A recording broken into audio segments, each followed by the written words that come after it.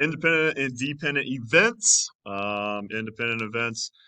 If the outcome of one event does not influence the outcome of the second event. We'll see what that means here in just 1 second. Something important to circle up in the top of your notes is this word and. When I see probability of A and B, just like we've already talked about with independent events. Yesterday we talked about, or the other day we talked about with, is it independent? Is it not independent? We had probability of A intersect B equals probability of A times probability of B. And we said if all this stuff multiplied together gives me this stuff, then it would be independent. And if not, then they were not independent. So that was kind of a precursor to this kind of stuff here. So I got probably A and B. Okay, we're going to be multiplying things right here. Multiple events will happen. So you can go ahead and skip down to the question. What's the probability of drawing a blue marble from each bag? We're going to look at one bag of marbles and then another bag of marbles and see what's the probability of getting a blue marble both times. So one bag of marbles contains one white, one yellow, two blue, and three orange marbles.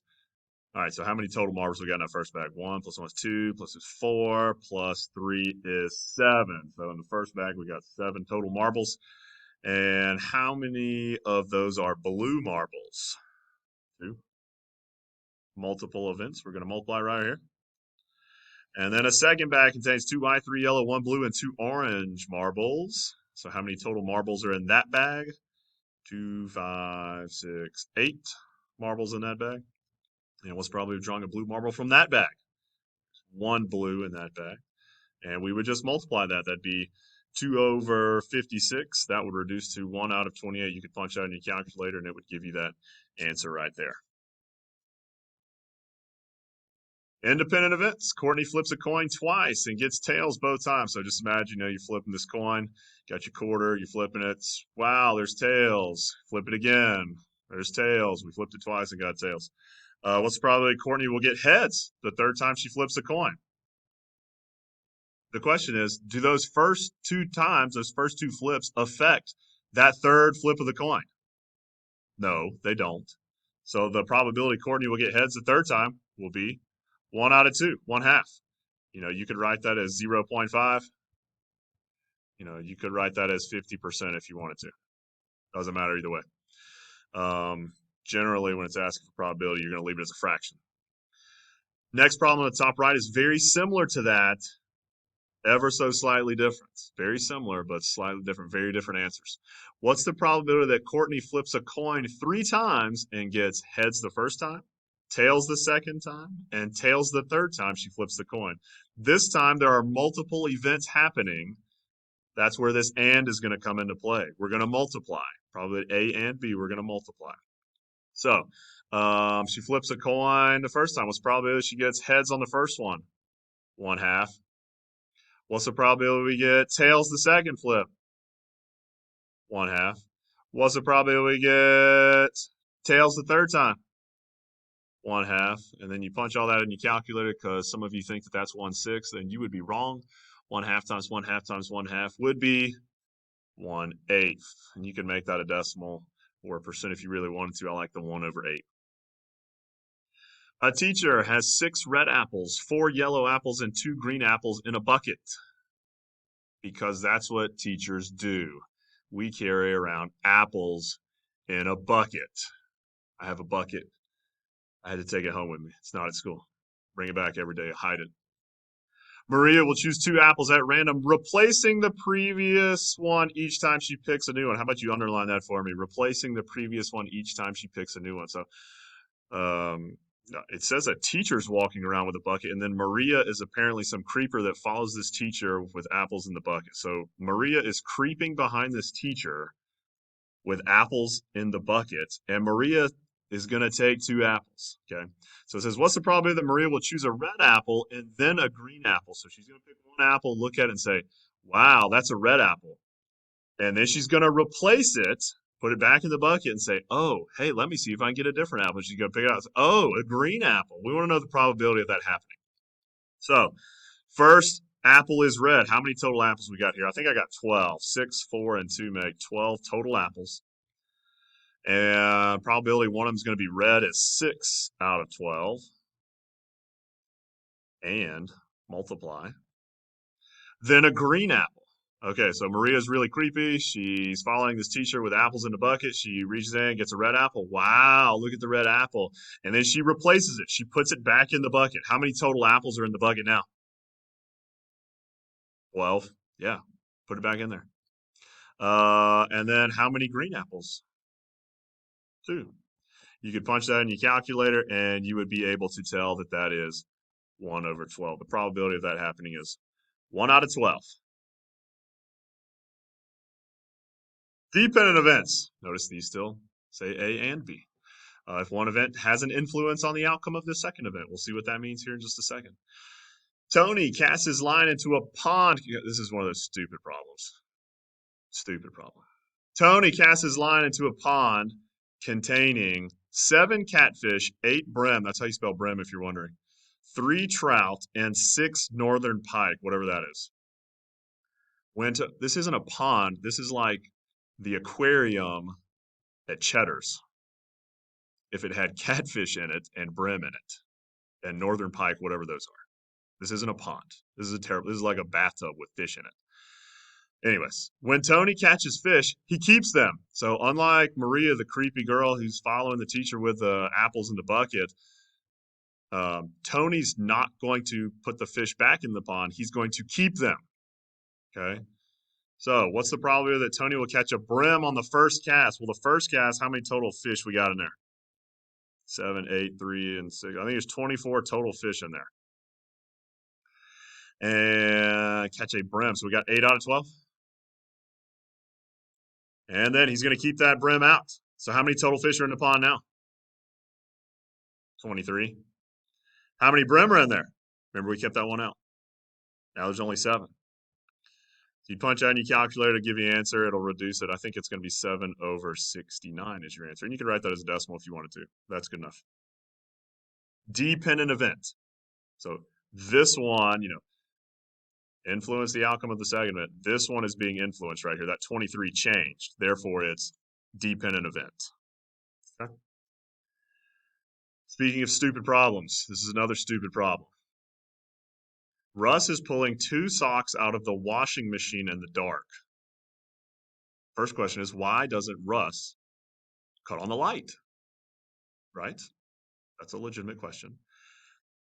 It contains 3 tan, 1 white, and 2 black socks. The next question is, why is he only washing 6 socks, and where are the other missing socks? He's like 3 tan and 1. Where's the other white sock? Where's the missing tan sock? Anyways.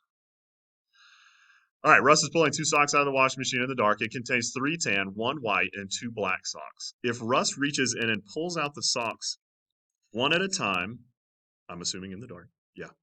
What is the probability he will pull out 2 tan socks on the first 2 tries? So Russ is in the dark. He's in the laundry room. He's in the washing machine. All those socks, 6 of the socks are stuck to the side of the washer. And there are a total of 6 socks. And he wants a tan sock. How many tan socks are there? 3 tan socks. Okay, then Russ puts on the squishy, wet tan sock as opposed to throwing it in the dryer, and now his feet feel like he's made the poor decision of wearing socks and tennis shoes to Six Flags and rode Thunder River like an idiot. So, how many total socks we got in the washer now? 5, because one of them's squishing around on his foot. And then how many tan socks are in there now? Only 2 of them now. So I'd punch that into my calculator. I would get 1/5.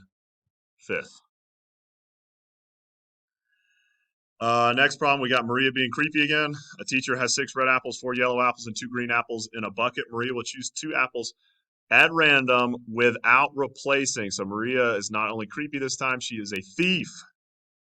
She's taking the apples and keeping them for herself. What is the probability that Maria will choose a red apple and then a green apple? How many total apples we got here? 6, 4, and 2 make 12. And we want a red apple on the first one. We got 6 red apples. Okay, Maria's really creepy. She's following the teacher around. She takes an apple out of the bucket. She does not replace it. Now there's only 11 apples in there. How many are green? 2.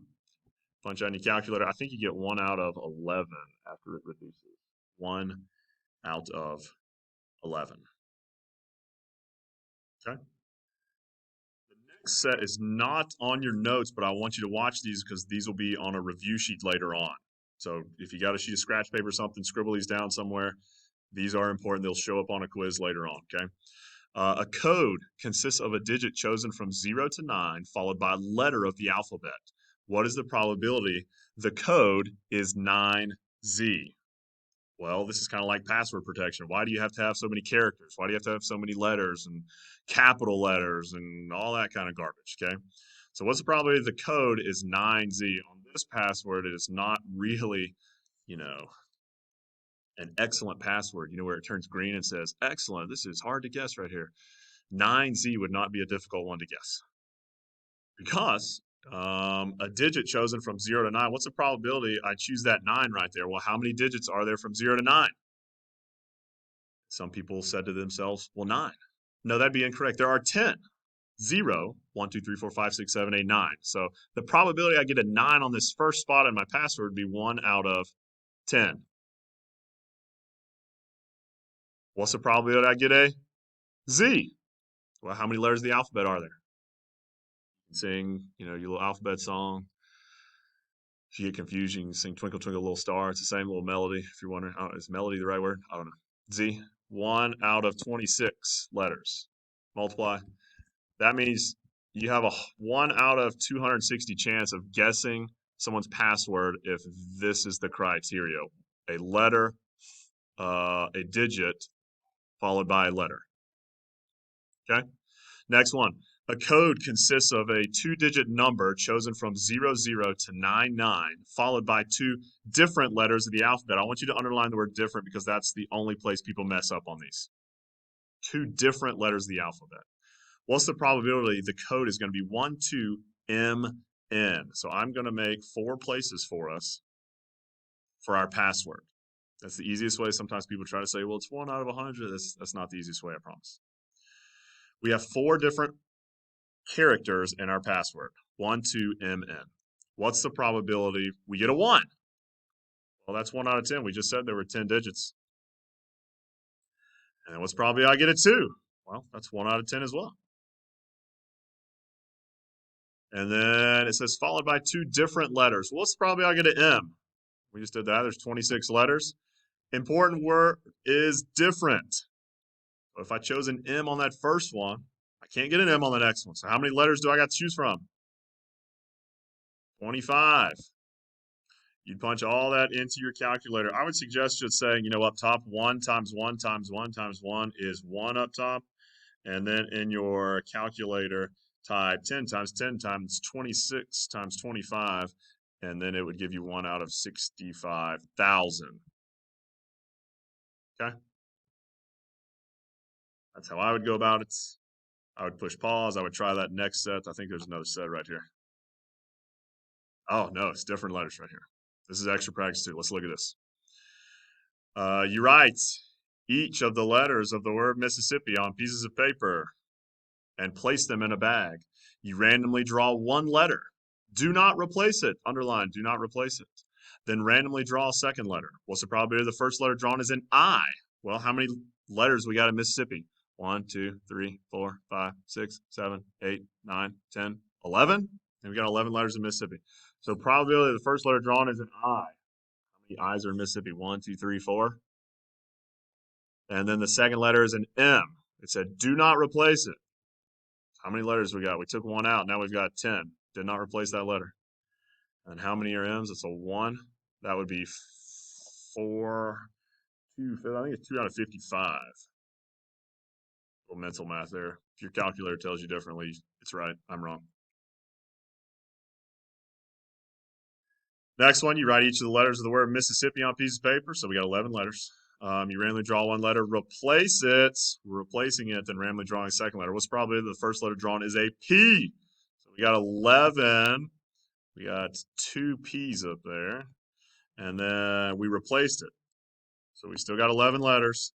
And then how many I's are there? There are 4. I think that would be 8 out of 121. Okay? What I want you to do is I want you to flip it over on the back, and then on 1, 2, 3, 4, and 5, I want you to write independent or dependent, and then I want you to solve those problems. I'm going to go ahead and give you the answers right now so you can slide them over on the right side. Just make sure that you can push pause right now, and then I'll give you the answers. So going down the page, it's going to be 1 is independent, 2 is dependent, 3 is independent, 4 is dependent, 5 is independent. And then I want you to work out all the problems and get an answer. So push pause. And answer for number 1 would be 16 over 49. Answer for number 2 would be 1 out of 30. Answer for number 3 would be 1 out of 100. Answer for number 4 is 4 over 55. And the answer for number 5 is 1 out of 12.